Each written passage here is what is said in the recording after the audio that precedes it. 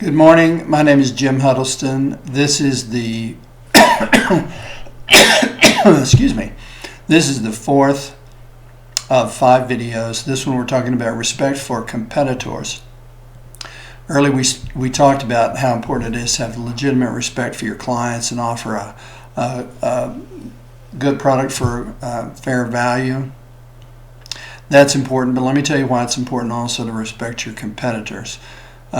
It might be local gossip around the firm that your firm is the best at what you do, you're the biggest in town, you're whatever, the only game in town. Every firm, it seems like, has some kind of an ego-driven idea of why they're the very best, and they tell themselves that so that they don't have to pay attention to the fact that they don't really have that much market share.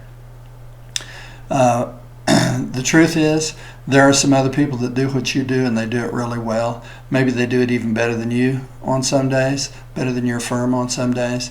Having respect for that competitor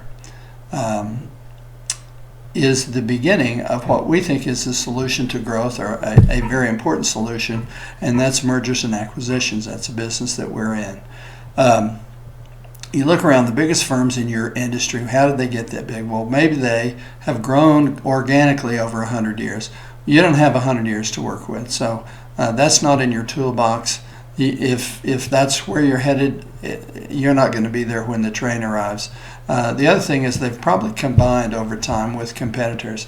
Maybe they've combined into some key cities elsewhere. Maybe they've rolled up some firms in the same market.